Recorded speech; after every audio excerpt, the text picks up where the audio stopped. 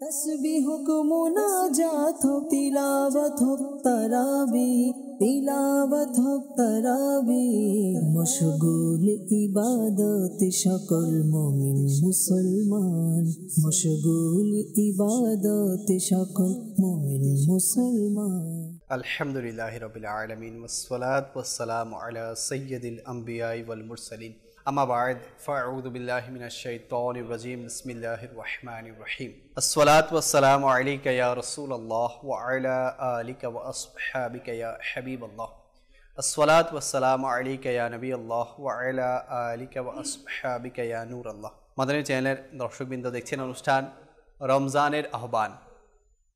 যে যেখান থেকে আমাদের সাথে শরীক ও শামিল হয়েছেন আপনাদের সবাইকে জানাচ্ছি আমাদের এই অনুষ্ঠানের পক্ষ থেকে অসংখ্য শুভেচ্ছা এবং আন্তরিক মোবারকবাদ। আল্লাহ পাক আমাদের সবাইকে বেহিসাব মাগফিরাত দ্বারা ধন্য করুক। আমাদের রোজা, সাহারি, ইফতারি, তারাবি, ইবাদত, রিয়াজত, তিলাওয়াত, জিকির ও দরুদগুলো যা আমরা আদায় করার চেষ্টা করছি সেগুলো ওনার বারগাহে কবুল করুক। আসুন, যেহেতু অনুষ্ঠান শুরু হয়েছে, কিছু ভালো ভালো নিয়ত করে নেই। আল্লাহ তাআলা এবং তার রাসূল সাল্লাল্লাহু আলাইহি ওয়াসাল্লামের সন্তুষ্টি লাভের জন্য আমরা এই অনুষ্ঠানটি শুরু থেকে শেষ অবধি দেখব। যা আলোচনা হবে তার উপর আমল করব, অপর ভাইয়ের নিকট পৌঁছে দেওয়ার চেষ্টা করব। দরুদে পাকের অসংখ্য অগণিত ফাজাইল কিতাব ও আহাদিসে তৈয়বার মধ্যে বর্ণনা করা হয়েছে। আমার নবী পাক সাহেবে লাউলাক সাল্লাল্লাহু তাআলা আলাইহি ওয়াসাল্লামের আলিশান ফরমান, যে ব্যক্তি আমার উপর দৈনিক 50 বার দরুদে পাক পাঠ করবে, কাল কিয়ামতের দিন আমি তার সাথে মুসাফাহা করব। সল্লু আলাল হাবিব সাল্লাল্লাহু তাআলা আলা মুহাম্মদ সাল্লাল্লাহু তাআলা আলাইহি ওয়াসাল্লাম সালাতাম ওয়া সালামান আলাইকা সাইয়্যিদি ইয়া রাসূলুল্লাহ। দর্শক, আমাদের সাথে আজকে আছেন আমাদের ইকরাম ভাই এবং সেলিম ভাই। ইনশাআল্লাহুল কারীম আমরা আলোচনা শুনব, নাতও শুনব, কালামও শুনব। আপনাদের অনুরোধ রাখার চেষ্টা করব আপনারা কল, মেসেজ, হোয়াটসঅ্যাপ আমাদেরকে করতে পারেন স্ক্রিনে দেওয়া নাম্বারগুলোর মাধ্যমে। ইনশাআল্লাহুল কারীম আপনারা আমাদের সাথে যুক্ত হতে পারবেন। আজকে আমরা বিষয় নিয়েছি আরশের ছায়া। আরশ কাকে বলে, আবার এটা ছায়া কেমন হবে, আর এর ছায়ার নিচে কে কে থাকবে, আর কোন কোন কাজ করলে আরশের ছায়ার নিচে থাকা থেকে আমরা বঞ্চিত হতে পারি, সে সকল বিষয়গুলো নিয়ে আজকে আমরা আলোচনা শুনব। তো কোথাও যাবেন না, আমাদের সাথেই থাকবেন। আসুন, যেহেতু অনুষ্ঠান শুরু হয়েছে, একটি কালাম, রেকর্ডেড কালাম আমাদের অনুষ্ঠানে শামিল করি। এরপর ইনশাআল্লাহুল কারীম আমরা আজকের বিষয় নিয়ে আলোচনা করার সৌভাগ্য লাভ করব।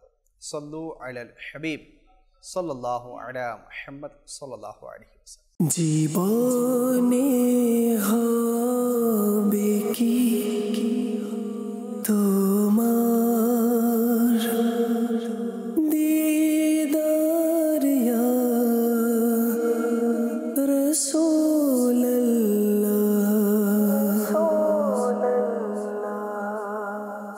জীবন রাসূলুল্লাহ ইয়া শাইয়া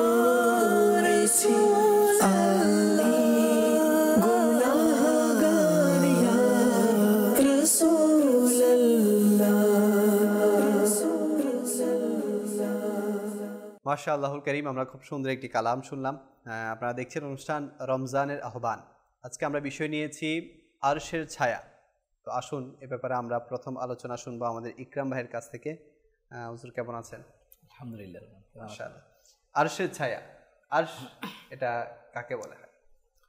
আলহামদুলিল্লাহি রাব্বিল আলামিন ওয়াসসালাতু ওয়াসসালামু আলা সাইয়্যিদিল মুরসালিন আম্মা বা'দ ফাআউযু বিল্লাহি মিনাশ শাইতানির রাজীম বিসমিল্লাহির রহমানির রহিম। আল্লাহ পাকের একটা অনন্য নিয়ামত হচ্ছে আরশ,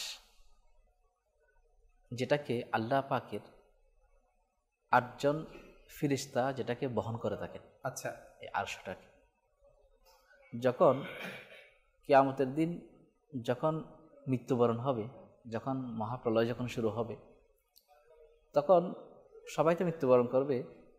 তখন ইসরাফিল আলাইহিস সালাতু ওয়াস সালামের ফুৎকারে এই আরশ বহনকারী ফেরেশতা এরাও মৃত্যুবরণ করবে। আল্লাহু আকবার।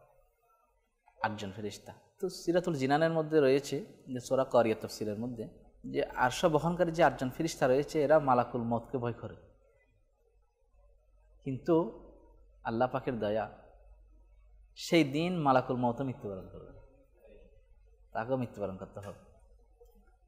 তো আরশ এটা আল্লাহ পাকের অনেক বড় নিয়ামত, রহমত। আল্লাহ পাকের নৈকট্যশীল বান্দারা এটার ছায়ায় থাকবে। হযরত সাইয়েদনা আবু হুরায়রা রাদিয়াল্লাহু তাআলা আনহু থেকে বর্ণিত, নবী করিম রউফুর রহিম সাল্লাল্লাহু আলাইহি ওয়াসাল্লাম ইরশাদ করেন যে আল্লাহ পাক 7 জন ব্যক্তিকে তার আরশের ছায়া দান করবেন, যেদিন তার আরশের ছায়া ব্যতীত অন্য কোনো ছায়া থাকবে না। তার মধ্যে প্রথম নম্বর হচ্ছে ন্যায়পরায়ণ শাসক। যে সমস্ত শাসকগণ ন্যায়পরায়ণ, পরহেজগার, মুত্তাকি, এরা ওই আরশের ছায়ায় থাকবে। দ্বিতীয়ত ওই যুবক যে তার যৌবনকালকে ইবাদতের মাধ্যমে অতিবাহিত করেছে। এখন এই রমজান মাস ইবাদতের মাস, যে কয়জন যুবক আছি যে সে তার সময়টা ইবাদতের মাধ্যমে অতিবাহিত করছে? জি। যারা অতিবাহিত করবে তাদের জন্য আরশের ছায়া। তৃতীয়ত ওই ব্যক্তি যার অন্তর মসজিদের সাথে লেগে থাকে, কখন আজান হয় আমি আবার কখন মসজিদে যাব, সবসময় মসজিদের প্রতি তার টান, মহাব্বত, ভালোবাসা, ওই ব্যক্তি আল্লাহ পাকের আরশের ছায়া থাকবে। এবং চতুর্থত ওই দুই ব্যক্তি যারা পরস্পর মিলিত হয় আল্লাহ পাকের সন্তুষ্টি লাভের জন্য এবং আল্লাহ পাকের সন্তুষ্টিতেই তাদের একত্রিত এবং পৃথক হওয়া, এই সমস্ত ব্যক্তি আল্লাহ পাকের আরশের ছায়া থাকবে। পঞ্চম নম্বর ওই ব্যক্তি যাকে কোনো রূপবতী নারী আহ্বান করে অপকর্ম করার জন্য, আর সে বলে আমি আল্লাহ পাককে ভয় করি। ষষ্ঠ নম্বর ওই ব্যক্তি যে এমনভাবে গোপনে সৎকা করে, যার সৎকার কথা তিনি যে ডান হাতে দান করেন বাম হাত পর্যন্ত টের পাই না, এমন সৎকা প্রদানকারী ব্যক্তি আল্লাহ পাকের আরশের ছায়া থাকবে। এবং সপ্তম নম্বর ওই ব্যক্তি যে নির্জনে আল্লাহ পাককে স্মরণ করে আকিদ হয়ে অশ্রু প্রবাহিত করে। এই 7 জন ব্যক্তি আল্লাহ পাকের আরশের ছায়া থাকবে। এখন আমরা সোশ্যাল মিডিয়ার মাধ্যমে আমরা সাম্প্রতিক অনেক কিছুই জানি, অনেক তথ্যপত্র আমাদের চোখের সামনে, যে একজন নারী, একজন যুবক, বিশেষ করে ইয়ং জেনারেশন যাদের জন্য বলা, একজন ইবাদতের মাধ্যমে তার সময়টা অতিবাহিত করলো, আরেকজন নারী তাকে গুনাহের কাজের জন্য আহ্বান করছে, আর সে বলছে আমি আল্লাহ পাককে ভয় করি।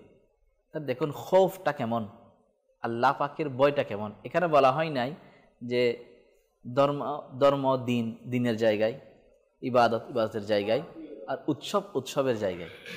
এখন আমরা রমজান মাস, সিয়াম সাধনার মাস, গুনাহ থেকে পবিত্র হয়ে নিজের গুনাহগুলোকে নেকি দ্বারা পরিবর্তন করার মাস। জি।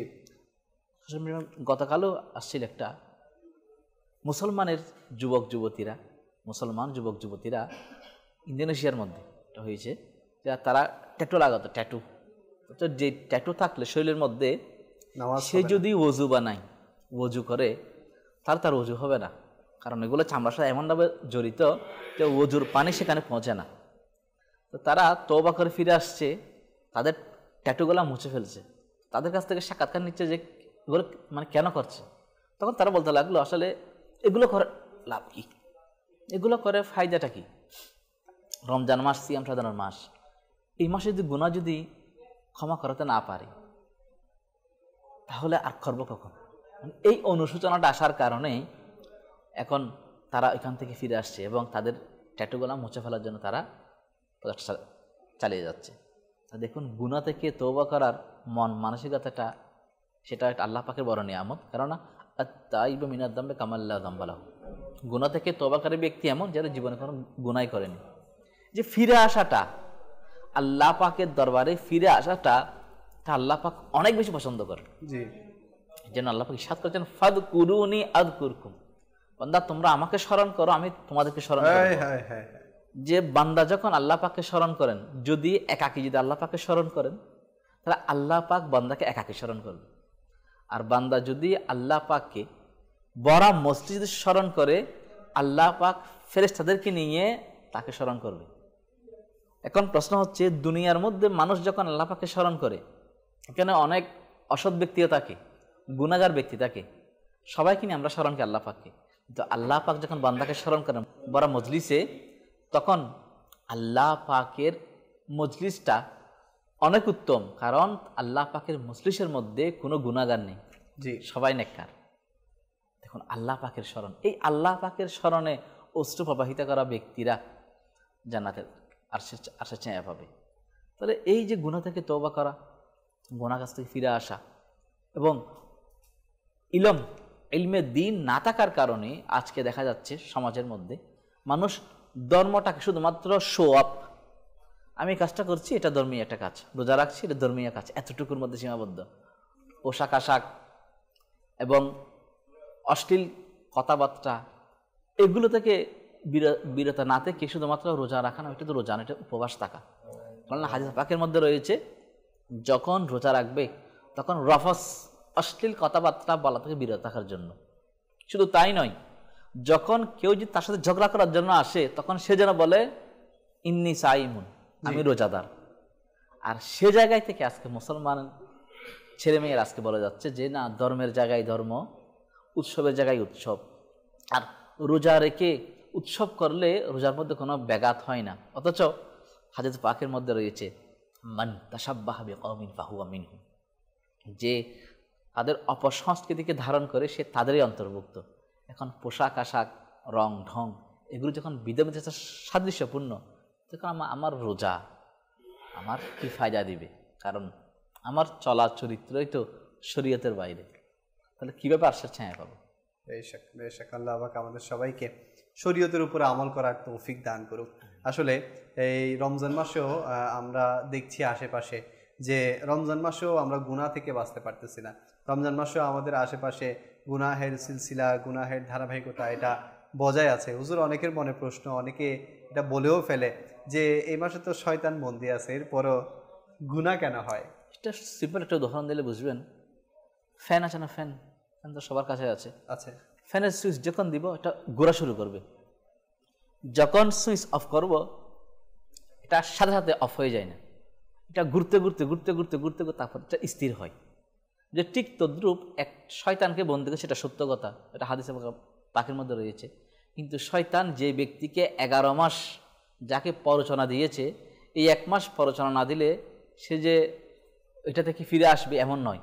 ওই প্ররোচনার কারণে ধাপটা, যে ধাক্কা বা পাওয়ারটা তার ভিতর থাকার কারণে সে ফিরে আসতে অনেকক্ষণ সময় লাগছে তার। জি, যেভাবে ফ্যানের সুইচের মধ্যে এটার প্রভাবটা এমন ছিল যে দেওয়ার সাথে সাথে ঘোরা শুরু করলো, আর অফ করার সাথে সাথে এটা স্টপ হয়ে যায় নাই, এটা আস্তে আস্তে আস্তে আস্তে আস্তে স্থির হয়েছে। কি জন্য? যে তার ভিতর প্রভাবটা ছিল।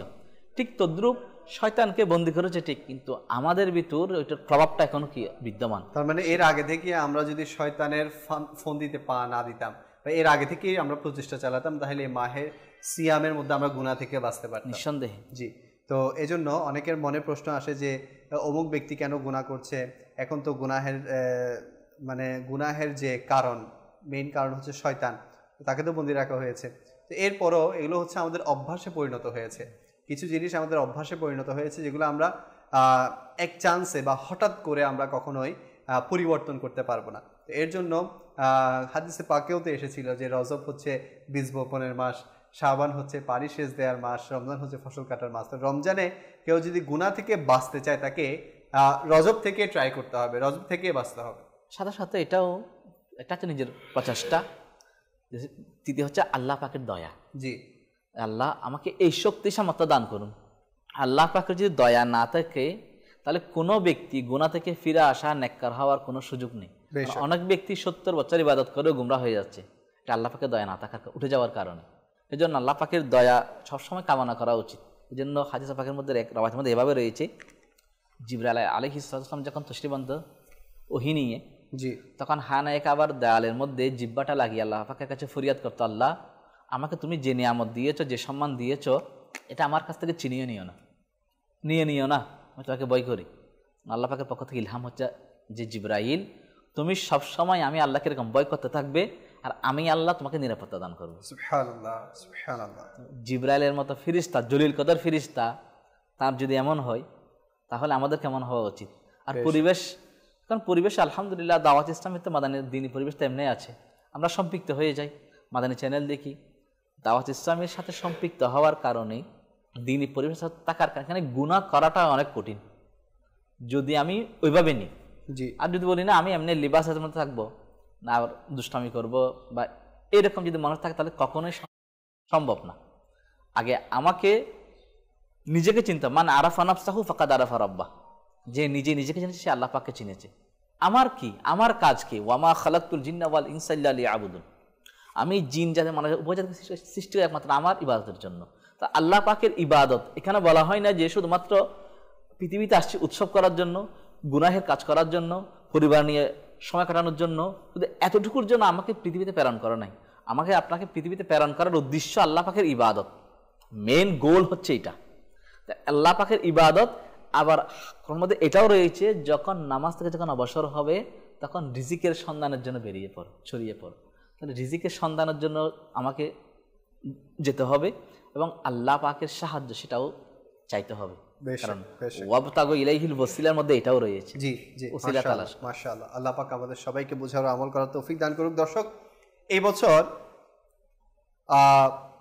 ফিতরার নির্ধারিত পরিমাণ হচ্ছে সর্বনিম্ন যেটি, সেটি হচ্ছে 115 টাকা, যেটা গম বা আটার ক্ষেত্রে নির্ধারণ করা হয়। তো এবছর গম বা আটার মাধ্যমে যারা ফিতরা আদায় করতে চাচ্ছেন তাদের জন্য বলতে চাচ্ছি যে এবারের ফিতরার সর্বনিম্ন মূল্য হচ্ছে 115 টাকা জন প্রতি। তাছাড়া কেউ যদি জবের মাধ্যমে তা আদায় করে তা হচ্ছে 400 টাকা, এবং কিশমিশের মাধ্যমে যদি তা আদায় করে তাহলে 2145 টাকা, আর তা যদি খেজুরের মাধ্যমে আদায় করা হয় তাহলে 2475 টাকা, এবং পনিরের মাধ্যমে সবচেয়ে বেশি যেটা ফিতরার পরিমাণ সেটা হচ্ছে পনির, এবং পনিরের মাধ্যমে যদি কেউ আদায় করতে চায় তা হচ্ছে 2970 টাকা। তো ফিতরা এটা কেন দরকার, আমি কিছু মাদানী ফুল আমাদের মোবাইলকে দাওয়াত ইসলামী থেকে নিব, কিন্তু আমি এই কথাটা ফিগারটা তুলে ধরার উদ্দেশ্যে এটাই যে দাওয়াত ইসলামী আপনাদের সামনে, দাওয়াত ইসলামীর জামিয়াতুল মদিনা, মাদ্রাসাতুল মদিনা, দারুল মদিনা, এরপর মাদানী চ্যানেল, এরপর হচ্ছে আমাদের মাকতাবাতুল মদিনা, এছাড়া আরও অনেক প্রতিষ্ঠান আমাদের আছে, অনেক ডিপার্টমেন্ট আমাদের আছে, কোটি কোটি টাকা খরচ। তো আপনাদের ফিতরা, আপনাদের জাকাত, আপনাদের সদকা, দান অনুদান দাওয়াত ইসলামীতে প্রদান করুন, দাওয়াত ইসলামীকে দান করে সহযোগিতা করুন, আপনাদের সহযোগিতার হাতকে বাড়িয়ে দিন। ইনশাআল্লাহুল করিম দাওয়াত ইসলামী আরও বেশি খিদমত মুসলিম উম্মার মাঝে ছড়িয়ে দিতে পারবে। যদি আপনারা সহযোগিতা করেন তাহলে দাওয়াত ইসলামীর জন্য আসান হবে এই সকল খিদমাত আঞ্জাম দেওয়ার জন্য। ইনশাআল্লাহুল করিম আমি ফিগার আমাদের প্রতিষ্ঠানগুলোর আমি ইনশাআল্লাহ আরও কিছুক্ষণ পর আপনাদের সামনে উপস্থাপন করার চেষ্টা করব। আমাদের সাথে সেলিম ভাইও আছেন, আরশের ছায়া, মাশাআল্লাহ। আলহামদুলিল্লাহ, আল্লাহ পাকের দরবারে দোয়া করি আল্লাহ পাক রব্বুল আলামিন আমাদের সবাইকে কাল কিয়ামতের ময়দানে আরশের ছায়ার নিচে স্থান পাওয়ার তৌফিক দান। আমিন আমিন আমিন। মাশাআল্লাহ, আমার বাপু শরীফ তো সৈয়দ মোহাম্মদ ইকরাম কাদির আত্তারি সুন্দরভাবে উপস্থাপন করেছেন এবং এমন কিছু আমলের কথা বলেছেন যে আমলগুলি যদি আমরা দুনিয়ার মধ্যে করতে পারি, আল্লাহ তাআলা চাহিত ইনশাআল্লাহুল করিম ওই আমলের উসিলায় আল্লাহ তাআলা দয়া করে কিয়ামতের ময়দানে যখন কোনো ছায়া থাকবে না, ছায়াবিহীন ওই মুসিবতের সময়, পেরেশানির সময় আল্লাহ পাক রব্বুল আলামিন আমাদের আরশের ছায়ার নিচে স্থান দিবে। দেখেন, আরশ এটা আমার বাপু বলেছেন এটা আল্লাহ তাআলার একটি মখলুক সৃষ্টি এবং অনেক বড় একটি নিয়ামত। আর সবচেয়ে বড় বিষয় হচ্ছে যেটা বাপু শরীফ আমাদেরকে ইঙ্গিত দিয়েছেন দর্শকদের জন্য, আমাদের সকলের জন্য, যে আরশে যে সমস্ত ফেরেশতারা বহন করে রহমতের ফেরেশতা, ওই ফেরেশতা মালাকুল মউত আলাইহিস সালাতু ওয়াস সালামকে ভয় করে এবং কিয়ামতের আগ মুহূর্তে ওই মালাকুল মউত আলাইহিস সালাতু ওয়াস সালাম সহ দুনিয়া থেকে চলে যাবেন, ইন্তেকাল করবেন, মারা যাবেন। জি। এবং দেখেন কিয়ামতের ময়দান এটা এমন ভয়াবহ, এমন পরিস্থিতি, এমন কঠিন মুহূর্ত হবে যেটার ব্যাপারে কিছুটা এভাবে আসছে। আজকে হয়তো আমরা দুনিয়ার মধ্যে যাদেরকে আপনজন মনে করছি, ফ্যামিলি মেম্বারদের মধ্যে পিতা মাতা বলেন, স্বামী স্ত্রীর মধ্যে ছেলে মেয়ে বা ভাই বোন, আত্মীয় স্বজন যারা আছে, বন্ধুবান্ধব যারা আছে, তাদেরকে আমরা খুব আপনজন মনে করছি। জি। এবং এরাই কিন্তু দুনিয়ার ক্ষেত্রে আমার জন্য আপনজন, এদের সাথে আমার সম্পর্ক ভালো। কিন্তু এই যে আরশের ছায়াটা কিয়ামতের ময়দানে একজন মুসলমানের জন্য, একজন মুমিন বান্দার জন্য কেমন বড় নিয়ামত হবে, কেমন বড় আল্লাহ তাআলার পক্ষ থেকে দয়া হবে, এই আয়াতে মুবারাকার মাধ্যমে আমরা বোঝার জন্য চেষ্টা করব। দেখেন, এই একটি আয়াতে মুবারাকার মধ্যে আমার আল্লাহ তাআলা ইরশাদ করছেন যে ইয়াউমা ইয়াফিরুল মারউ মিন আখি ওয়া উম্মিহি ওয়া আবি ওয়া সাহিবাতিহি ওয়া বানি লিকুল্লি ইমরিইম মিনহুম ইয়াউমা ইযিন শা'নুন ইউগনি। এই আয়াতে মুবারাকার মধ্যে লিয়াকত ভাই এবং যারা দর্শক দেখছেন এনারা যদি একটু খেয়াল করে, বলা হচ্ছে সেই দিন মানুষ পলায়ন করবে। এখন যখন দুনিয়ার মধ্যে কোনো ভূমিকম্প বলেন বা জলোচ্ছ্বাস বলেন, ঘূর্ণিঝড় বলেন, মুসিবত বলেন, এক কথায় আগুন পানি বলেন, তখন আমরা পলায়ন করি, দৌড়াদৌড়ি করি, কেন? বাঁচার জন্য। আর এই আয়াতে মুবারাকার মধ্যে ওই কিয়ামতের পরিস্থিতিটা কেমন হবে, ভয়াবহতাটা কেমন হবে, মুসিবতটা কেমন কঠিনপূর্ণ হবে, সেটা বোঝাতে গিয়ে বলছেন ইয়াউমা ইয়াফিরুল মারউ মিন আখি, যে সেই দিন মানুষ পলায়ন করবে নিজ ভাই থেকে। অথচ দেখেন, আমরা আমাদের ভাইকে দুনিয়ার মধ্যে কত আপনজন মনে করছি এবং কত কাছের মনে করছি, কিন্তু কিয়ামতের ময়দানে এত বেশি কঠিন, এত ভয়াবহতা হবে যে নিজ ভাই থেকে পলায়ন করবে।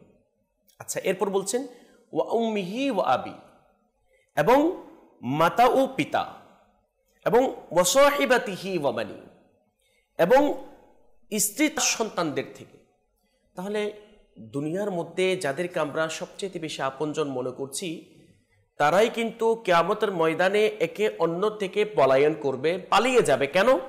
আমার আল্লাহ তাআলা বলছেন লিকুল্লি ইমরিইম মিনহুম ইয়াউমা ইযিন শা'নুন ইউগনি, অর্থাৎ যে তাদের মধ্যে প্রত্যেকের সেদিন একটা মাত্র ভাবনা থাকবে, চিন্তা থাকবে, টেনশন থাকবে। যে এই আয়াতে মুবারাকার মাধ্যমে আমরা জানতে পারলাম যে ওই পরিস্থিতিটা এত কঠিন হবে, এত মুসিবতপূর্ণ হবে, যেটা আমরা দুনিয়াবী মানুষ সহ্য করার ক্ষমতা কারো নাই। এবং প্রত্যেকে নিজেকে নিয়ে নিজে কি থাকবে, ব্যস্ত থাকবে, টেনশন থাকবে।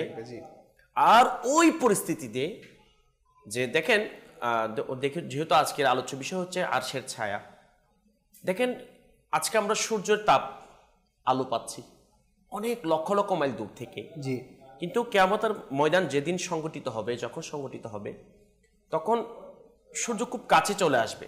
হ্যাঁ, এবং বর্তমানে সূর্য আমাদেরকে আলো দিচ্ছে, তাপ দিচ্ছে তার পিঠ দিয়ে, মুখ দিয়ে নয়, কিন্তু কিয়ামতের ময়দান আমাদেরকে আলো দিবে মুখ দিয়ে। তো কিতাবের মধ্যে বলা হচ্ছে যে ওই দিন সূর্য নাকি তার আগুন বর্ষণ করবে, মানে তাপ দিবে, যে আগুন বর্ষণ করবে। তাহলে জমিন তামার থাকবে, প্রত্যেকের নিয়ে টেনশন থাকবে। আর ওই মুহূর্তে খুশনসিব হচ্ছে তারাই যারা আরশের ছায়ার মধ্যে স্থান পাবে। আমার অপশরীফ কিছু আমলের কথা, কিছু খুশনসিব বলাদের কথা বলেছেন, যে একটি রওয়ায়াত আমার রাসূল পাক সাল্লাল্লাহু আলাইহি ওয়াসাল্লাম ইরশাদ করছেন যে কিয়ামতের দিন আল্লাহ পাকের আরশের ছায়া ব্যতীত অন্য কোনো ছায়া থাকবে না, কিন্তু তিন ধরনের ব্যক্তি আল্লাহ পাকের আরশের ছায়ার মধ্যে থাকবে ওই কিয়ামতের ময়দানে।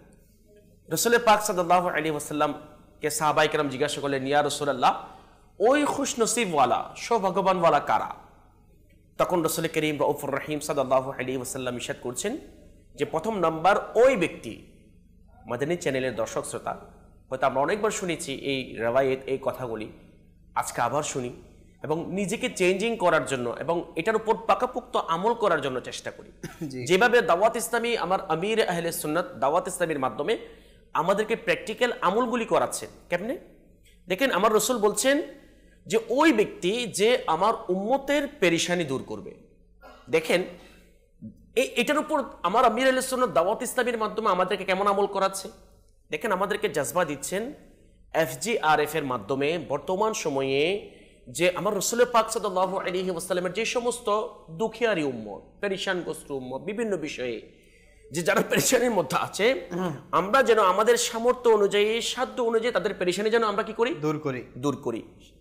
আপনি দেখেন, যারা বন্যার কারণে, বিভিন্ন ঘূর্ণিঝড়ের কারণে, বিভিন্ন জলোচ্ছ্বাসের কারণে এবং আগুনের মধ্যে জ্বলে পড়ে সম্পদ নষ্ট হওয়ার কারণে যারা ক্ষতিগ্রস্ত হয়েছে, আলহামদুলিল্লাহ দাওয়াত ইসলামীর পক্ষ থেকে FGRF এর মাধ্যমে তাদের পেরেশানি দূর করার জন্য, ওই মুসিবতের সময় তাদের সঙ্গ দেওয়ার জন্য চেষ্টা করেছেন। আচ্ছা, যে থ্যালাসেমিয়ার যেটা একটা রোগ, যেটা রক্তের সাথে সম্পর্ক, রক্তশূন্যতা হয়ে যায়, যে রক্তশূন্যতার কারণে হয়ে থাকে, যে এই পেরেশানগ্রস্ত মানুষের পাশে আলহামদুলিল্লাহ আমার আমির আহলে সুন্নাত দাওয়াত ইসলামীর মাধ্যমে যে সঙ্গ দিয়েছেন, যে আমার রাসূল পাক সাল্লাল্লাহু আলাইহি ওয়াসাল্লামের উম্মতের পেরেশানি দূর করেছেন, এটা বর্তমান প্রেক্ষাপট অনুযায়ী বিরল। এই ধরনের বিষয়টা, এই ধরনের সহযোগিতা খুব সহজে পাওয়া যায় না।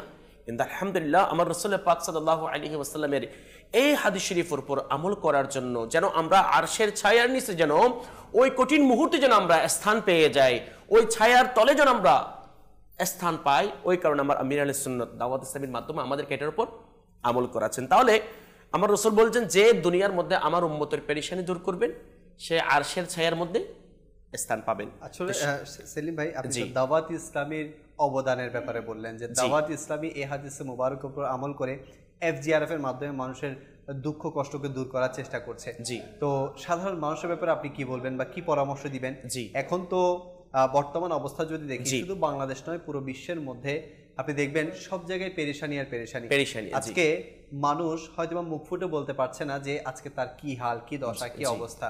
তো এই সময়ে আমরা যারা সামর্থ্যবান আছি, আমরা যারা আল্লাহ পাক আমাদেরকে দিয়েছে মাল, ধন, দৌলত, এরা কিভাবে এই হাদিসে মোবারকের উপর আমল করে আজকে সেই আরশের ছায়ায় থাকার মতো সৌভাগ্য লাভ করতে পারে? জি জি, আমি বলবো যে বিশেষ করে যারা আর্থিকভাবে সচ্ছল, যাদেরকে আল্লাহ পাক রব্বুল আলামিন নিয়ামত দান করেছেন, অর্থাৎ চাওয়ার চাইতে দেওয়ার তৌফিকটা দিয়েছেন, অর্থাৎ নিচের হাতের চাইতে উপরের হাত অনেক উত্তম। জি, তাদেরকে সেই ক্যাটাগরির মধ্যে, সেই লেভেলের মধ্যে আল্লাহ পাক রব্বুল আলামিন তাদেরকে রেখেছেন। তাদের উচিত হতে দিলকে বড় করা, শয়তানের ধোঁকায় না পড়া, কৃপণতা না করা। প্রতিবেশী যারা গরিব অসহায় আছে, যারা দুমুঠো ভালোভাবে খেতে পারছে না, দুই মুঠো ইফতার ভালোভাবে করতে পারছে না, সেহরি ভালোভাবে করতে পারছে না, এবং ভালো একটি পোশাক পরিধান করতে পারছে না, তাদেরকে দিল খুলে আমরা কি করি? দান করি, এবং নিজের সামর্থ্য নিজে তাদেরকে আমরা সহযোগিতা করি। তাহলে ইনশাআল্লাহ তাদের পেরেশানিও দূর করি। তাহলে ইনশাআল্লাহুল কারীম আল্লাহ তাআলা চাইতো আল্লাহ তাআলার দয়ায় এই আমার রাসূল পাক সাল্লাল্লাহু আলাইহি ওয়াসাল্লামের উম্মতের পেরেশানি দূর করার কারণে আল্লাহ তাআলা চাইতো ইনশাআল্লাহ আরশের ছায়ার নিচে আমরা স্থান পাবো। এক। দ্বিতীয় নম্বর ব্যক্তির কথা যে কথা বলেছেন যে আমার রাসূল পাক সাল্লাল্লাহু আলাইহি ওয়াসাল্লাম এর সুন্নতকে জীবিতকারী। আলহামদুলিল্লাহ, ওই মারদা কালান্দার আমার শেখ তরিকাত আমির আহলে সুন্নাত, যে খুঁজে খুঁজে যে সমস্ত সুন্নত মুবারাকা আমরা কেন করতাম না, বিলন বলতে আমরা যে এটাকে সুন্নত মুবারাকা, এটা আমরা সেটা মনেই করতাম না, এমনি সাধারণ বিষয় মনে করতাম, জানতামও না। আলহামদুলিল্লাহ আমার আমির আহলে সুন্নাত খুঁজে খুঁজে খুঁজে খুঁজে আমার রাসূল পাক সাল্লাল্লাহু আলাইহি ওয়াসাল্লামের ওই সুন্নতের আমিলদার নিজেও করছেন, সাথে সাথে সারা পৃথিবীর মানুষকে আমিলদার বানানোর জন্য কি করছেন? চেষ্টা করছেন। আচ্ছা, তৃতীয় নম্বর বিষয় যে ওই ব্যক্তি আরশের ছায়ার নিচে স্থান পাবে, যে দুনিয়ার মধ্যে আমার রাসূল পাক সাল্লাল্লাহু আলাইহি ওয়াসাল্লামের উপর অধিক পরিমাণে দরুদ শরীফ পাঠ করবে।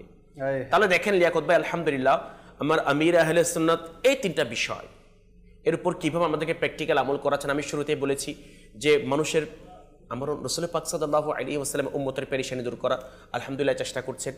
দুনিয়াবি ক্ষেত্রে আপনি যদি চিন্তা করেন একজন মানুষের সবচেয়ে মুসিবতের সময় কোনটা? আখিরাতের আরশের ছায়া।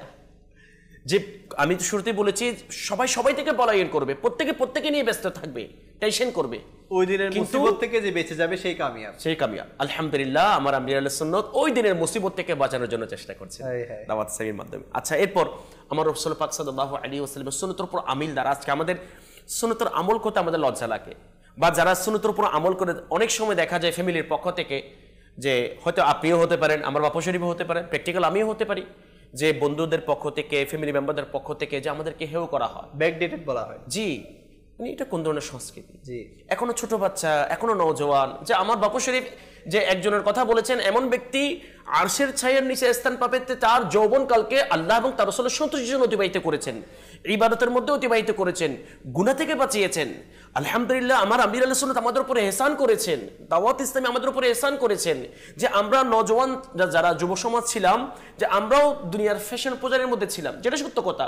কিন্তু আলহামদুলিল্লাহ মাদানী মহলের দাওয়াত ইসলামীর এই পরিবেশ পেয়ে আমির আহলে সুন্নাত আমাদেরকে বুঝিয়ে নেকির দাওয়াত দিয়ে যে আমাদেরকে বোঝাচ্ছেন না যে তোমার চরিত্র এটা নয়, তোমার আখলাক প্রকৃত আখলাক এটা নয়, যে তোমার চরিত্র হওয়া দরকার, যেটার ব্যাপারে আমার আল্লাহ তাআলা বলেছেন লাকাদ কানা লাকুম ফি রাসূলিল্লাহি উসওয়াতুন হাসানাহ। জান্নাতে যাওয়ার জন্য, আরশের ছায়ার নিচে স্থান পাওয়ার জন্য আমাদের যৌবনকালকে দুনিয়ার ফ্যাশন পূজারের মধ্যে ব্যস্ত না করে, অতিবাহিত না করে, আলহামদুলিল্লাহ আমার রাসূলের সুন্নত রঙিন করে দিয়েছে। এটা কেমন ইহসান আমাদের উপর করেছেন। সুন্নতকে জীবিত করলে কোথায় থাকবে? জান্নাতে, আরশের ছায়ার মধ্যে। জান্নাতে অবশ্যই যাবে, আরশের ছায়ার মধ্যে থাকবে। এবং অধিক পরিমাণে দেখেন আলহামদুলিল্লাহ দাওয়াত ইসলামের প্রত্যেকটা কাজের ক্ষেত্রে আপনি দেখেন, যখন দরজ দেওয়া হয়, বয়ান করা হয়, আপনি যে অনুষ্ঠান শুরু করেছেন শুরুতে কিন্তু দরুদ শরীফের ফজিলত কি করেছেন? বলেছেন। কেন? কারণ এমন কিছু দরুদ শরীফের ফজিলত সম্পর্কে হাদিস শরীফ আছে, কিয়ামতের ময়দানে আরশের ছায়া ব্যতীত কোনো ছায়া থাকবে না, আর ওই আরশের ছায়ার মধ্যে স্থান পাওয়ার একটি উত্তম মাধ্যম হচ্ছে দরুদ শরীফ পাঠ করা। আলহামদুলিল্লাহ আমার আমিরুল ইসলাম দেখেন ৭২ নেকামুল নিসানের মধ্যে একটি প্রশ্ন করেছেন যে আজকে কি আপনি কমপক্ষে ৩১৩ বার দরুদ শরীফ পাঠ করেছেন কি? কারণ ৩১৩ বার হচ্ছে এটা যে যারা উলামায়ে আহলে সুন্নাতগণ রয়েছেন তারা বলছেন যে ৩১৩ বার দরুদ শরীফ পাঠ করা এটা হচ্ছে অধিক পরিমাণে দরুদ শরীফ পাঠ করার শামিল হয়ে যাবে। তাহলে এই কারণেই যদি আমরা এই হাদিস শরীফের উপর আমল, এর আগে যেটা আমার বাপু শরীফ যে আমলের কথা বলেছেন, আমরা যদি প্রকৃত পক্ষে নিজের জীবনের মধ্যে যদি আমলিভাবে যদি বাস্তবায়ন করতে পারি, প্র্যাকটিক্যাল আমল যদি করতে পারি এবং আল্লাহ এবং তার রাসূলের সন্তুষ্টির জন্য যদি করতে পারি, তাহলে ইনশাআল্লাহুল কারীম আমার রাসূল পাক সাল্লাল্লাহু আলাইহি ওয়াসাল্লাম এর শাফাআতের বদৌলতে, আমার আল্লাহ তাআলার দয়ার বদৌলতে ইনশাআল্লাহ আমরা আরশের ছায়ার মধ্যে থাকব ইনশাআল্লাহুল কারীম। ইনশাআল্লাহুল কারীম। আল্লাহ পাক আমাদের সবাইকে আমল করার তৌফিক দান করুক, যাতে করে আমরাও সেই আরশের ছায়ার মতো মহামূল্যবান ছায়ার মধ্যে থাকার সৌভাগ্য লাভ করতে পারি ইনশাআল্লাহুল কারীম। আরও আলোচনা হবে, আপনারা আছেন, থাকুন। আসুন, কিছু দর্শকের কল আমাদের অনুষ্ঠানে এসেছে, সেই কলগুলো আমরা আমাদের অনুষ্ঠানে শামিল করব। সাল্লু আলাল হাবিব সাল্লাল্লাহু তাআলা আলা মুহাম্মদ সাল্লাল্লাহু আলাইহি ওয়াসাল্লাম। জি, কল চালাবেন। রাজশাহী থেকে বলছি। আমি মাদানী চ্যানেল সবসময় দেখি, আমার খুব ভালো লাগে। আমার লেগে দোয়া করবেন, আমার মৃত্যুটা যেন ঈমানের সাথে হয়। হ্যাঁ, মাশাআল্লাহুল কারীম। আল্লাহ পাক আপনার এবং আমাদের সবার, যারা দর্শকবৃন্দ আছেন, সবার মৃত্যু ঈমানের উপর লিখে দিক, আমিন। জি, নেক্সট কল। আমার নাম মোহাম্মদ জাহাঙ্গীর আলম, আমি কুমিল্লা থেকে বলছি। আমি একটা গজল শুনতে চাই। আচ্ছা, ইনশাআল্লাহুল কারীম, চেষ্টা করা হবে। Next call. আমার নাম মোহাম্মদ আহমদুদ্দিন শেখ, রাজশাহী জেলা। আপনাদের চ্যানেলটা আমি সবসময় দেখি, ফজরে দেখি, এখন দেখছি। চ্যানেলটা দেখে আমাকে খুব একটু ভালো লাগছে। আচ্ছা, মাশাআল্লাহুল কারীম। Next call. আমি ওই সোনারগাঁ থেকে আলমগীর হোসেন বলতেছিলাম। আমি একটা গজল শুনতে চাই, সেই গজলটা হলো ইয়া নবী মুস্তাফা মারহাবা মারহাবা। মাশাআল্লাহ। জি, নেক্সট কল। আমার নাম কাজল, দিনাজপুর থেকে। আমি একটি নাচ শুনতে চাই, বুলালো হাম গরিবো কো বুলালো ইয়া রাসূলুল্লাহ। মাশাআল্লাহ।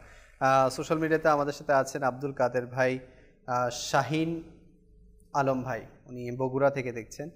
শাহ আলম ভাই আছেন, মাশাআল্লাহ, প্রতিদিনের দর্শক। আরিফ ভাই আছেন বিবারিয়ার, আরও অনেকেই আছেন। কালাম শুনতে চেয়েছেন, আসুন রেকর্ডেড কালাম আমরা আমাদের অনুষ্ঠানে শামিল করি। সাল্লু আলাল হাবিব সাল্লাল্লাহু তাআলা আলা মুহাম্মদ সাল্লাল্লাহু তাআলা আলাইহি ওয়াসাল্লাম। সাল্লাল্লাহু আলাইকা ইয়া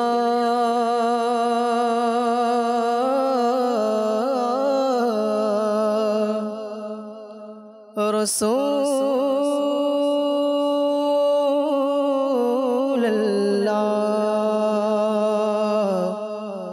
ওয়া সাল্লাম আলাইকা ইয়া হাবিবাল্লাহ।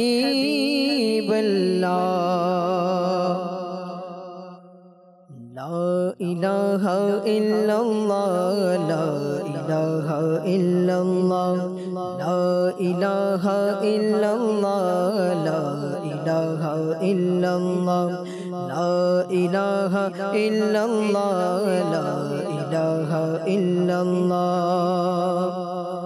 হাসবি রাব্বি জাল্লাল্লাহ মা ফি কলবি গায়রুল্লাহ। হাসবি রাব্বি জাল্লাল্লাহ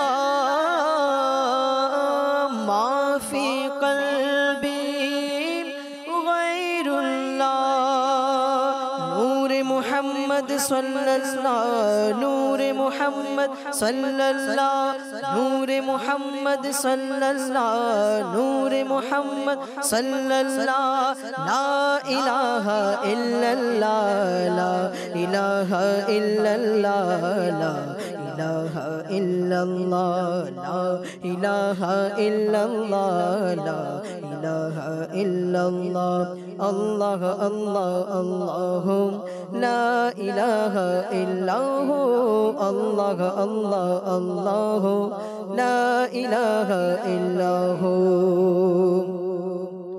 لا موجود الا اللہ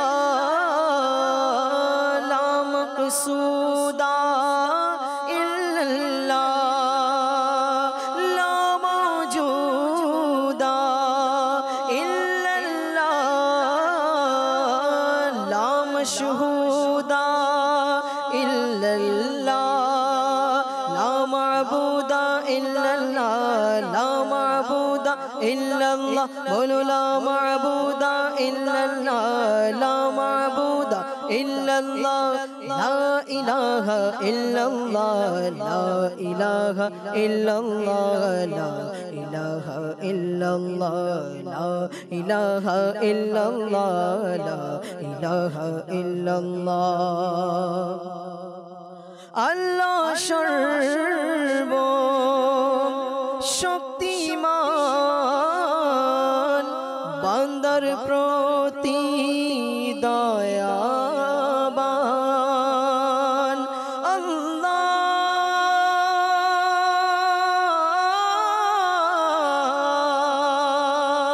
মাওলা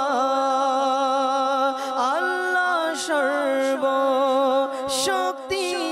শক্তিমান বান্দার প্রতি দয়াবান প্রিয় হাবিব করলেন দান প্রিয় হাবিব করলেন দান প্রিয় হাবিব করলেন দান প্রিয় হাবিব করলেন দান যিনি ঈমানের জান লা ইলাহা ইল্লাল্লাহ লা ইলাহা ইল্লাল্লাহ লা ইলাহা ইল্লাল্লাহ লা ইলাহা ইল্লাল্লাহ আল্লাহ আল্লাহ আল্লাহ লা ইলাহা ইল্লাহু আল্লাহ আল্লাহ আল্লাহ লা ইলাহা ইল্লাহু আমরা গুনাহগার বান্দা ক্ষমা করে দাও খোদা আমরা গুনাহগার বান্দা ক্ষমা করে দাও খোদা দেখো নূর নবীর রওজা দেখো নূর নবীর রওজা হ্যাঁ দেখো নূর নবীর রওজা দেখো নূর নবীর রওজা সেথায় পড়ি এই কালমা লা ইলাহা ইল্লাল্লাহ লা ইলাহা ইল্লাল্লাহ লা ইলাহা ইল্লাল্লাহ লা ইলাহা ইল্লাল্লাহ আল্লাহ আল্লাহ আল্লাহ লা ইলাহা ইল্লাহু আল্লাহ আল্লাহ আল্লাহ লা ইলাহা ইল্লাহু মাওলা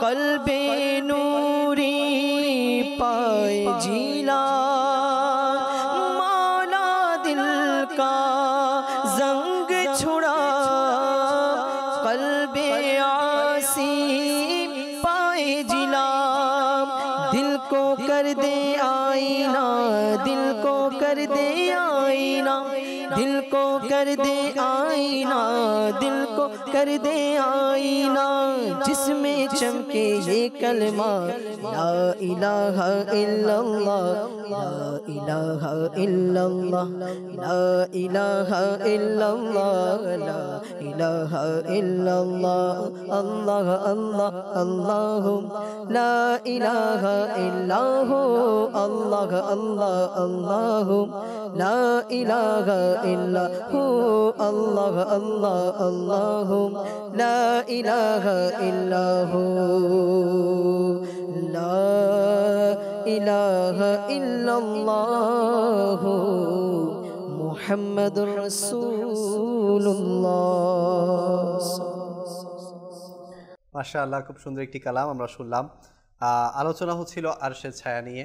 তো আলোচনা অনেকটুকু হয়েছে, আসুন আমরা আরও কিছু আলোচনা আমাদের ইকরাম ভাইয়ের কাছ থেকে শুনি। জি হুজুর। নবী করিম রফুর রহিম সাল্লাল্লাহু আলাইহি ওয়াসাল্লাম ইরশাদ করেন যে আল্লাহ পাকের আরশের ডান পাশে ওই ব্যক্তি থাকবে যাকে আল্লাহ পাক নূরের মিম্বর দান করবেন। সুবহানাল্লাহ। আল্লাহু আকবার। আল্লাহ পাকের আরশের ডান পাশে থাকা এবং তাকে নূরের মিম্বর দান করা, এবং আল্লাহ পাকের আরশের ডান পাশে তাকে বসাবেন, নূরের মিম্বর দান করবেন, তার চেহারা আলোক উজ্জ্বল হবে। তিনি না কোনো নবী হবেন না কোনো শহীদ হবেন, কোনো নবীও নয়, শহীদও নয়, সিদ্দিকও নয়। তার আজকাল যে ইয়া রাসূলুল্লাহ সাল্লাল্লাহু আলাইহি ওয়াসাল্লাম, ওই সব লোক কারা যারা এরকম মর্যাদার অধিকারী? তিনি ইরশাদ করেছেন তারা হচ্ছে ওই ব্যক্তি যারা আল্লাহ তাআলার মহত্বের কারণে পরস্পরকে ভালোবাসত। সুবহানাল্লাহ। দেখুন, পরস্পর ভালোবাসা, মোহাব্বত, এটা একমাত্র আল্লাহ পাকের সন্তুষ্টির জন্য। যারা দাওয়াত ইসলামের কাছে মহাব্বত করেন আল্লাহ পাকের সন্তুষ্টির জন্য, ইলিয়াস কাদেরকে যারা মহাব্বত করেন, মাশাআল্লাহ, তাদের জাযাটা, প্রতিদানটা কেমন হবে? এবং এরা তো পাবেন, আর যারা পাবে না, মদ পান, যারা মদ পান করে, চুগলখুর, মা বাবার নাফরমান, অবাধ্য সন্তান, ব্যভিচারে লিপ্ত, যারা তওবা করেনি, এই সমস্ত ব্যক্তিরা আল্লাহ পাকের আশা ছায়া পাবে না। যারা, এবং ওই সমস্ত সৎ নারীর কে যারা মিথ্যা অপবাদ, আজকে সমাজের মধ্যে এই জিনিসগুলা এত বেশি ছড়িয়ে পড়েছে যে গুনাহটাকে গুনাহ মনে করে না। জি বাপু, এখানে আমি আরেকটা জিনিসও জানতে চাইবো, সেটা হচ্ছে কেউ কি এটা বিশ্বাস রাখতে পারে যে যদি আরশের ছায়া পেয়ে যায় তার মানে সে জান্নাত কনফার্ম? এমন কি কেউ ধারণা রাখতে পারবে? আসলে আল্লাহ পাকের আরশের ছায়া তারা পাবেন যারা জান্নাতের অধিকারী। আচ্ছা, কোনো জাহান্নামী তো আরশের ছায়া পাবে না। এটা তো নিয়ামত, আল্লাহ তাআলা বড় স্পেশাল নিয়ামত না এটা। কারণ ওই দিন এমন একটা মুহূর্ত, যেই দিন মানুষের ঘাম জমিনের মধ্যে এমন হবে, মৃত ব্যক্তির পচা লাশের পচা গন্ধ থেকে অনেক দুর্গন্ধময় হবে। তার ঘামের মধ্যে কারো বুক অবধি, কারো কণ্ঠনালী অবধি, কারো কোমর অবধি, এরকম প্রত্যেক ব্যক্তি ঘামের মধ্যে সাঁতরে থাকবে এবং মানুষ হাই হতাশ করতে থাকবে। যেন আল্লাহ খুব সুন্দর বলেছেন যে উনকে সিওয়া রেজা কুই হামি নেহি জাহা, যে শাফাআত যিনি করবেন, যিনি উম্মতকে বাঁচাবেন, এমন একটা মুহূর্ত যেই দিন পিতা মাতা পর্যন্ত সন্তানের খবর নেবে না। আজকে আমরা দেখছি না যে সন্তান চুরি হলে পিতামাতা অস্থির হয়ে যায়, পাগল হয়ে যায়। পিতামাতা এমন হয়ে যায় সন্তানকে কেউ চুরি করে নিয়ে গেছে, আঘাতপ্রাপ্ত হয়েছে, অ্যাক্সিডেন্ট করেছে, তারা অজ্ঞান হয়ে যাচ্ছে। সেই পিতামাতা পর্যন্ত কিয়ামতের ময়দানে সন্তানের খোঁজ খবর নেবে না, সবাই ইয়া নফসি থাকবে। আর ওই দিন একমাত্র রব্বি হাবলি উম্মতি একমাত্র রাসূল করিম রউফুর রহিম সাল্লাল্লাহু আলাইহি ওয়াসাল্লাম, তিনি এমন একজন জাত যে উম্মতের যে এমন সিচুয়েশনের মধ্যে যেই দিন পিতামাতা পর্যন্ত ভুলে যায়, আর ওই দিন যিনি ভুলবেন না তিনিই তো রহমতুল্লাহ আলামিন। তো ওই নবীর উম্মত আমরা বড় সৌভাগ্যবান। তো ওই নবীর সুন্নতকে আঁকড়ে ধরা, তো ওই নবীর নিয়ামত প্রাপ্ত উম্মত তারাই হবেন যারা আল্লাহ পাকের আশার ছায়া তারাই পাবেন, যারা নিশ্চিত জান্নাতি। আর মানুষ তো সাঁতরে থাকবে সেদিন, আর সবাই তো চিন্তা থাকবে যে কখন হিসাবটা দিব এবং কিভাবে এটার এই সিচুয়েশনটা পার হব। 50,000 বছরের দিন, একটা দিন রোজা রেখে মানুষ 15 ঘন্টা 14 ঘন্টা অতিবাহিত করতে অনেক কষ্ট হয়ে যাচ্ছে। আর সেই দিন মানুষ অবস্থা এমন হবে, তামার জমিন হবে, সূর্য এত বেশি নিকটে চলে আসবে, তখন পেট দিয়ে ভাবতেই তো খুব অবাক লাগে কেমন হবে সেটা, কেমন হবে সেই দিনটা। আল্লাহু আকবার। আল্লাহ পাক আমাদের সবাইকে বাস এ থেকে হিফাজত করুক, কেননা কিয়ামতের দিন কেউ নিজের আমলের কারণে জান্নাতে যেতে পারবে না, সবাই রব তাআলার দয়ার বদৌলতে জান্নাতে যেতে পারবে। এরকম অনেক রেওয়ায়াত আমরা শুনেছি, অনেক আল্লাহর বলি কিয়ামতের দিন রব তাআলাকে বলবেন যে হে আল্লাহ আমাকে আমলের কারণে দাও। আল্লাহ বলবে আমার একটা নিয়ামতের আমলই তো তুমি করতে পারো নাই, চোখের নিয়ামতের আমল, হাতের নিয়ামতের আমল, জবানের নিয়ামতের আমল, এটা তো আমরা কিছুই করতে পারি নাই। এই জন্য আল্লাহ তাআলার দয়া ছাড়া কেউ আরশের ছায়া বলেন জান্নাত বলেন এটা কখনোই নসিব হবে না। হাদিসে পাকের মধ্যে রয়েছে না, 3 ধরনের ব্যক্তি যারা অনেক আমল নিয়ে উঠবে, শহীদ উঠবে, দানবীর উঠবে, কারি সাহেব। 3 জন ব্যক্তি এরকম যারা এত বেশি করেছে, মুজাহিদ জিহাদ করেছেন আল্লাহ পাকের রাস্তায়, কিন্তু তাকে জিজ্ঞেস তুমি জিহাদ করেছে আমার সন্তুষ্টির জন্য, মানুষকে দেখানোর জন্য, বাহাদুর বলবে, তো তাকে জাহান্নামে নিক্ষেপ করা হবে। তারপর এরপর আসবে দানবীর, দান কি জন্য করেছেন, মানুষ দানবীর বলার জন্য, সেও জাহান্নামে যাবে। যে কোরআনকে তেলাওয়াতকারী, কারি সাহেব, সুরিত কণ্ঠের অধিকারী, কেন আল্লাহ পাক সন্তুষ্টির জন্য নয়, মানুষ তাকে কারি সাহেব। তো এই এতগুলো আমল নিয়ে নিয়ামত প্রাপ্ত হওয়ার পরও আল্লাহ পাক দয়া ছিল না, শুধুমাত্র রিয়া ছিল সেখানে, সেজন্য জাহান্নামে যেতে হচ্ছে।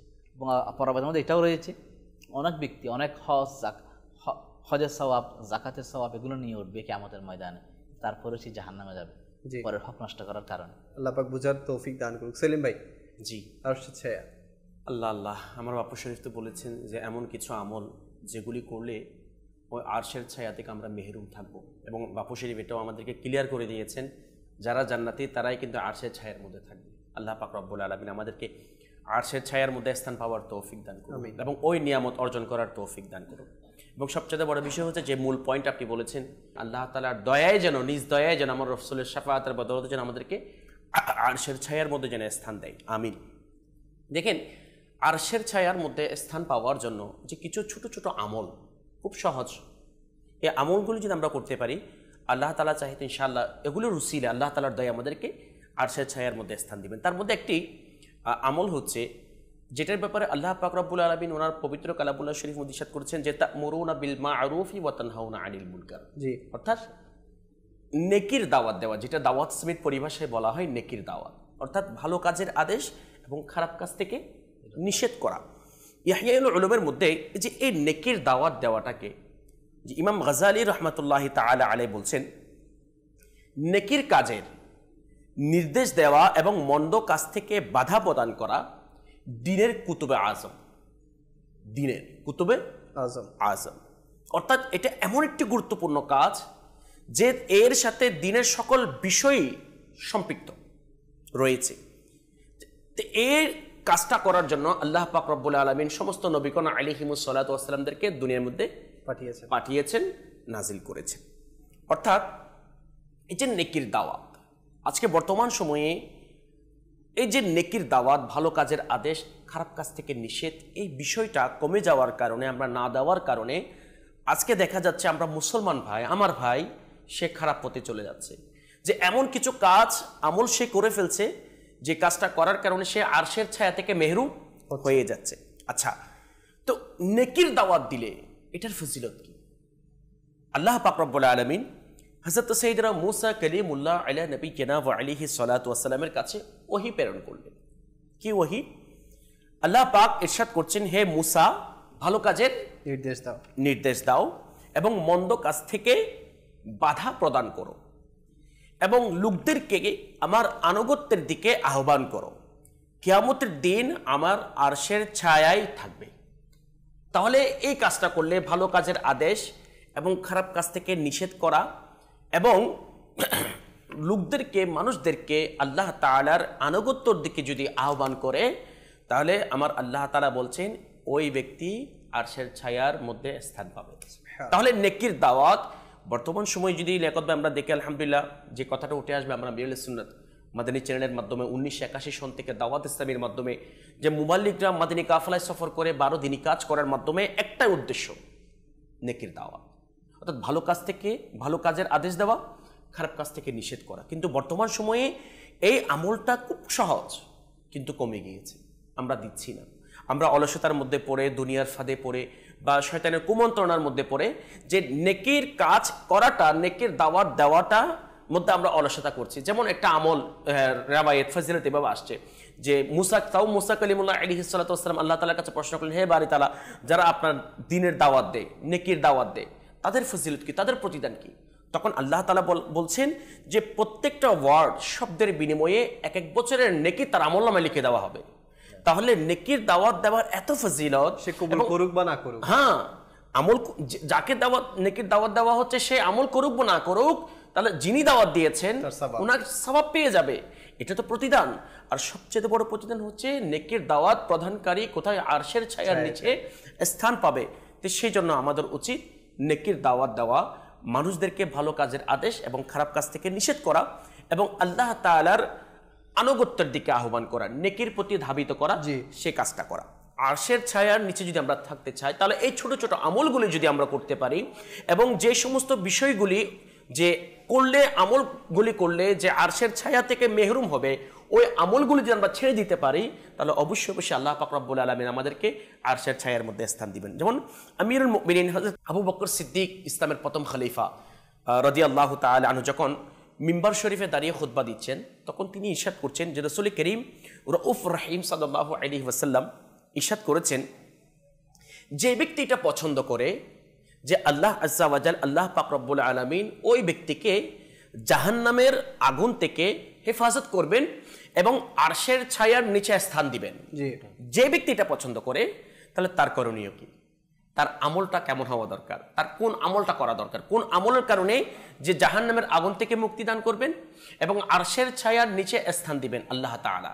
আমার রাসূল বলছেন যে ওই ব্যক্তিকে, যে ব্যক্তি মুসলমানদের উপর কঠোরতা প্রকাশ করে, জুলুম করে না, কঠোরতা করে না, অর্থাৎ নরমি, নম্রতা, ভদ্রতা প্রকাশ করে, আসানি করে দেয়, সহজ করে দেয়। এখন তো আমরা মানুষকে যত বেশি পারি কি করি? কঠোরতা, কঠোরতার উপর কঠোরতা, হ্যাঁ এটা করতেই হবে। কিন্তু ইসলাম হচ্ছে শান্তির ধর্ম, আসান, খুব সহজ, যেটা আমার আমিরুল সুন্নাত দাওয়াত ইসলামীর মাধ্যমে আমাদেরকে শিখাচ্ছে। আমরা একজন জিম্মাদার, আমার অধীনস্থ যারা আছেন তাদের কাছে আমরা দ্বীনি কাজ আদায় করে নিব, উৎসাহিত করব, কঠোরতার মাধ্যমে নয়। কারণ রাসূল পাক সাল্লাল্লাহু আলাইহি ওয়াসাল্লাম ইসলামের দাওয়াত পৌঁছিয়ে দিয়েছেন মুহাব্বতের মাধ্যমে, যে সহজতার মাধ্যমে, নম্রতার মাধ্যমে, কঠোরতার মাধ্যমে নয়, কঠিন করার মাধ্যমে নয়। কিন্তু আজকে আমরা ইসলামটাকে এবং দ্বীনি কাজগুলিকে, নেকির দাওয়াতটাকে সাধারণ মানুষের কাছে বা আমার অধীনস্থর কাছে এমনভাবে উপস্থাপন করছি, এমন কঠিন করে উপস্থাপন করছি, যার কারণে সে ওই কাজটা করা থেকে দূরে সরে যাচ্ছে। সে মনে করছে এই কাজটা অনেক কঠিন কাজ, আমি কিভাবে করব। তাহলে এটা দোষ হচ্ছে যিনি উপস্থাপন করছেন, যিনি প্রকাশ করছেন, ওনার দোষ। উনি যদি সহজভাবে উপস্থাপন করতো, কারণ আমার রাসূল বলেছেন যে মুসলমানদের উপর কি করবে না, কঠোরতা করবে না, নম্রতা করবে, তাহলে অবশ্যই অবশ্যই সেই ব্যক্তি ওই কঠিন মুসিবতের সময় আরশের ছায়ার নিচে স্থান পাবে। সুবহানাল্লাহ। এবং অসংখ্য আমল আছে, তার মধ্যে একটি আমল এটা তো আছে, তার মধ্যে একটি আমল হচ্ছে, যদি মুসা কালিমুল্লাহ আলাইহিস সালাতু ওয়াস সালাম আল্লাহ তাআলার দরবারে প্রশ্ন করছেন, হে বারি তাআলা, যেই শরীর এবং যেই অন্তর, জবান তোমার জিকির করে, এটার প্রতিদান কি? তখন আমার আল্লাহ তাআলা বলছেন, যেই শরীর এবং জবান আমি মওলার জিকির করবে, আল্লাহ তাআলা ওই শরীর এবং জবানকে কাল কিয়ামতের ময়দানে আরশের ছায়ার নিচে স্থাপন করবেন। সুবহানাল্লাহ। তাহলে এগুলো হচ্ছে, দেখেন, যেগুলিকে আমরা কেয়ারও করি না, অলসতার মধ্যে আমরা কি করি, আমরা যদি ইনশাআল্লাহ আমল করার জন্য চেষ্টা করি এবং ওই পরিবেশের সাথে সম্পৃক্ত হয়ে যায়, যেটা মাদানী চ্যানেলের মাধ্যমে, আমিরুল সুন্নাত দাওয়াত ইসলামীর মাধ্যমে, মুবাল্লিগরা আমাদেরকে নেকের দাওয়াত দেওয়ার মাধ্যমে যে ছোট ছোট আমলগুলো আমরা করতে পারি, ইনশাআল্লাহ আল্লাহ তাআলা চাহে তো ইনশাআল্লাহ আল্লাহ তাআলার দয়া আমাদেরকে আরশের ছায়ার নিচে আসতে ইনশাআল্লাহ। ইনশাআল্লাহ আল্লাহ পাক আমরা আজকে যা কিছু শুনেছি এর উপর আমল করার তৌফিক দান করুক। মেন হচ্ছে আমল। যে ব্যক্তি যত বেশি আমল করবে, এই আরশের ছায়া তার তত বেশি নসিব হওয়ার চান্স থাকবে। আল্লাহ করিম বা সোনার দয়ায় আমাদেরকে আমল করার এবং সেখানে থাকার সেই সুযোগ আমাদেরকে দান করুক। আমি অনুষ্ঠানের মাঝখানে বলেছি যে দাওয়াত ইসলামকে কেন আপনারা আপনাদের ফান্ড দিবেন, আপনাদের জাকাত, ফিতরা, নফল সদকা এগুলো দিবেন। আসলে আমি এর সংক্ষিপ্ত কিছু বিবরণী শুনে নেই। দাওয়াত ইসলামীর পরিচালিত বর্তমানে জামিয়াতুল মদিনার সংখ্যা হচ্ছে প্রায় 1500টি, 1500টি জামিয়াতুল মদিনা বর্তমানে দাওয়াত ইসলামীর প্রতিষ্ঠিত, এবং এতে ছাত্রছাত্রীর সংখ্যা হচ্ছে প্রায় 1,24,000।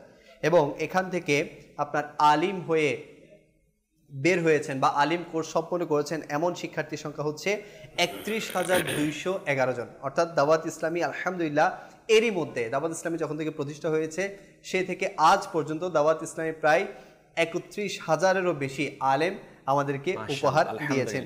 এছাড়া মাদ্রাসাতুল মদিনা, যেখানে কোরআনে পাক শেখানো হয়, কোরআনে পাকের হিফজ করানো হয়, তো এমন মাদ্রাসাতুল মদিনার সংখ্যাই হচ্ছে 12,699টি, অর্থাৎ প্রায় 13,000-এর কাছাকাছি। এবং এতে ছাত্রছাত্রীর সংখ্যা হচ্ছে 3,73,729 জন। এটা আমি পুরো ওয়ার্ল্ড ওয়াইডের আপনাদের ফিগার বলছি। এবং এখান থেকে যারা কোরআনে পাক সম্পন্ন এবং নাজেরা সম্পন্ন এবং হিফজ সম্পন্ন করে বের হয়েছেন এমন ছাত্রছাত্রীর সংখ্যা হচ্ছে প্রায় 5 লাখেরও অধিক। তাহলে চিন্তা করেন যে দাওয়াত ইসলামী কত বড় খিদমত করছে। এরপর যদি আমি আপনাদের সামনে উপস্থাপন করি যে দাওয়াত ইসলামের একটি বিভাগ, সেটি হচ্ছে দারুল ইফতা আহলে সুন্নাত, যেখান থেকে ফতোয়া ডেলিভার করা হয়, ফতোয়া প্রদান করা হয়, আপনাদের বিভিন্ন মাসলা মাসাইলের উত্তর প্রদান করা হয়। তো দারুল ইফতা আহলে সুন্নাতের প্রায় শাখায় আছে 17টি এবং প্রতি বছর প্রায় 1,70,000-এরও বেশি প্রশ্নের উত্তর এই শাখাগুলো থেকে প্রদান করা হচ্ছে। তো এদের পেছনেও খরচ হচ্ছে। এবং দাওয়াত ইসলামী প্রতি বছর প্রায় 600টি মসজিদ নির্মাণ করছে। বলা হচ্ছে প্রতিদিন প্রায় 2টির মতো মসজিদ নির্মাণ করতে হচ্ছে। এছাড়া দাওয়াত ইসলামীর প্রায় 52,000 কর্মচারী এমপ্লয়িজ আছে পুরো বিশ্বের মধ্যে। তো এদের খরচও তো আছে, এদের স্যালারিও তো আছে। বলা হচ্ছে প্রায় মাসিক স্যালারি প্রায় 1.2 বিলিয়ন টাকা খরচ হচ্ছে। এত এত টাকা, এত খরচ কোত্থেকে খরচ হচ্ছে, কোত্থেকে এই সব কিছু রান হচ্ছে? এগুলো সব আমার আপনার দান অনুদানের কারণে হচ্ছে। তো রমজান মাস সবাই চায় দান সদকা করতে, সবাই তাদের জাকাত দিচ্ছে, ফিতরা দিচ্ছে, নফল সদকা দিচ্ছে। তো আমি বলবো যে আপনাদের একটি অংশ, যাদের সম্ভব পুরো অংশ দাওয়াত ইসলামীতে প্রদান করুন। আপনারা দাওয়াত ইসলামীর কিভাবে ডোনেট করবেন, কিভাবে প্রদান করবেন, মাদানী চ্যানেল স্ক্রিনে প্রায় সময় আমাদের নাম্বার চলতেই থাকে, আমাদের ব্যাংক অ্যাকাউন্ট চলতে থাকে, বিকাশ নাম্বার চলতে থাকে। তো আপনারা এগুলোর মাধ্যমে আমাদের সাথে যোগাযোগ করে আমাদেরকে দান অনুদান দিতে পারবেন। আজকের অনুষ্ঠান এতটুকুই। ইনশাআল্লাহুল কারীম আবারও আপনাদের সামনে উপস্থিত হব অন্য একটি বিষয় নিয়ে। আপনাদের সুস্থতা কামনা করে আজকে আমরা এখানে শেষ করছি। সাল্লু আলাল হাবিব সাল্লাল্লাহু তাআলা আলা মুহাম্মদ সাল্লাল্লাহু তাআলা আলাইহি ওয়াসাল্লাম। तस्बीह को मुनाजात हो, तिलावत हो तराबी, तिलावत हो तराबी, मशगूल इबादत शकल मोमिन मुसलमान, मशगूल इबादत शकल मोमिन मुसलमान।